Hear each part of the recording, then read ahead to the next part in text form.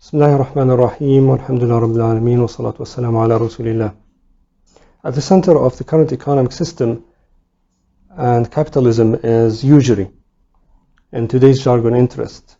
In this video, I'm going to describe 7 effects of interest on economies. Yes, really 7 detrimental effects of interest on economies. But before I do that, I'm going to describe a short story which was written by Bernard in his the 11th round chapter in his book Future of Money. And please stay around until the end of this video because the last reason is a really shocking one. Enjoy it. Once upon a time, there was a small village where people knew nothing about money or interest. Each market day, people would bring their chicken, milk, or bread and trade it for what they needed. Whenever someone's barn needed repairs after a storm, the villagers simply exercised another age-old tradition of helping one another, knowing that others would surely come to their aid in turn. One market day, a stranger came by and observed the whole process. When one farmer ran around to collect 6 chickens needed in exchange for a trade, the stranger could not refrain from laughing. "So primitive," he said. The farmer's wife overheard him and challenged him to do a better job in handling chickens. The stranger responded, "I have a much better way to eliminate all the hassles.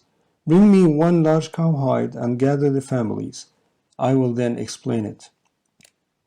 When they gathered, the stranger took the cowhide, cut perfectly the rounds in it, and put an elaborate stamp on each round. He then gave 10 pounds to each family, stating that each round represented the value of 1 chicken. He said, "Now you can trade and bargain with the rounds instead of those unwieldy chickens." It seemed to make sense and everybody was quite impressed with the stranger. But he added, "In 1 year's time, I will return and I want each of you to bring me back an extra round, an 11th round. That round is a token of appreciation for the improvement I made possible in your lives." "But where will that round come from?" asked the wife. "You will see," he replied, and with a knowing look.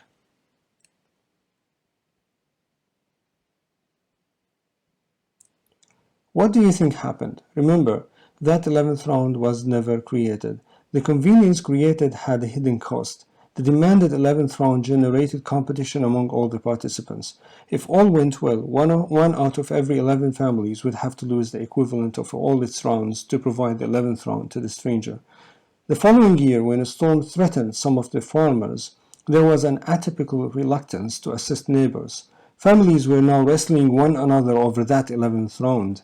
The introduction of interest-bearing money actively discouraged the long-standing village tradition of spontaneous cooperation.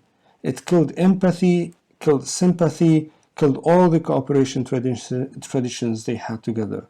It created an element of individualism, social destruction. An interest-bearing debt system requires additional money that was never created. To make things easier, let me just give an example.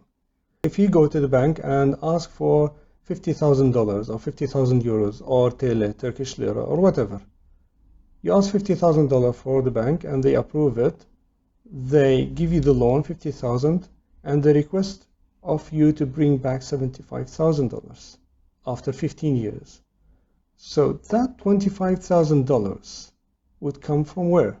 There is no money created here. The central bank has not created additional money to cover that $25,000. But you're expected to go and compete in the market and get the additional $25,000 after 15 years.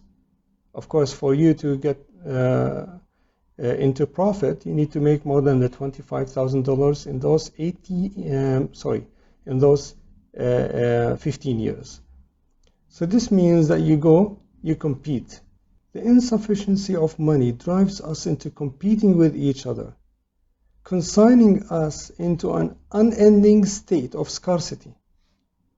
Someone will have to lose. You'll have to get that $25,000 from someone else. And if you fail, then you will be a victim of bankruptcy. And of course, your property will be threatened.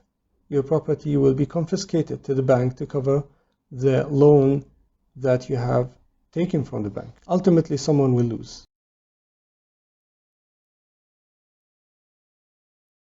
There was a recession post the Korean War in 1953. More than 3 years later, there was another recession called the Eisenhower recession in the US. After about 11 years, there was yet another recession called the Nixon recession. And after another 10 years, there was the energy crisis recession. In mid-1981, there was yet another recession.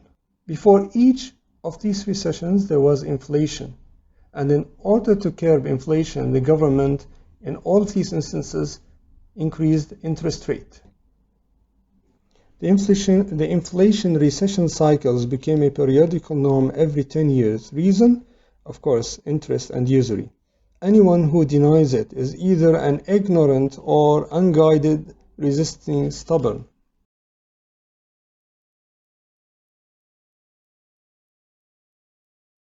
The fact that you can earn money without any effort is very attractive. This will lead investors to drop their real projects and invest their money in banks. The more interest rate goes up, the more investors will put their money or invest their money and drop their real projects. And as the real projects are dropped further, the market is shifting from the real sector to an imaginary sector. So the financial services are growing on the expense of real manufacturing and real services sectors.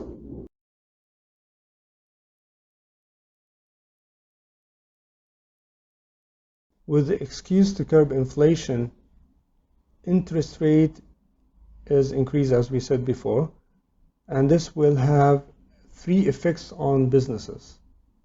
So the first effect is that, as we said before, the investors will leave the real projects and head toward investing their money into the banks, and this will cause a reduction in the job market, and the economy will slow. The second effect is that small and medium businesses will be under pressure to meet their obligations. In order to finish their projects or in order to complete their projects, financing will be actually very difficult for them. As they are under more pressure to finish their projects but unable to do so, they will be forced to lay off workers. I will outline the third effect from a real-world event.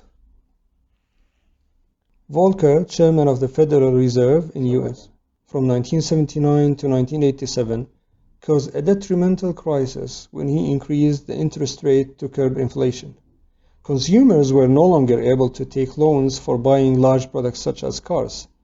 As consumers stopped purchasing cars and washing machines, many companies had to face their bitter losses, and they ultimately had to reduce their workforce. The result? Millions of workers lost their jobs.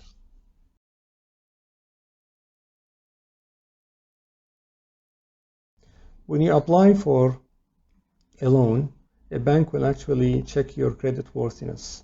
This means it will check your ability to compete in the market. In a sense, it will check whether you will be able to repay back the principal amount and the interest that they have requested. But of course, then the poor do not have the chance to get that loan. So poor and some middle class people will not be able to get the loan. The result is only people above the middle class, or the middle class, some of them and above, will be able to get the loan, and some of these who take the loan will eventually lose and go bankrupt.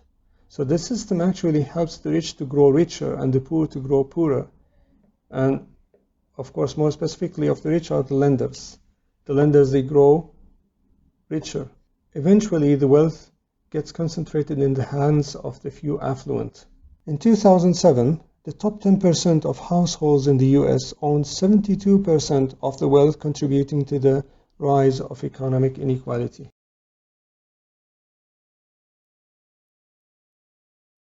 Interest-based debt systems groan for continuous economic growth. That leads to overproduction of goods. Corruption becomes clear as these goods get destroyed in order to increase their prices in the market. There have been many reports and rumors that state that the US was alleged of dumping tons of wheat, milk, corn, and cherries on several occasions since around 1969 up to date. True are the words of Allah. يمحق الله الربا ويربي الصدقات.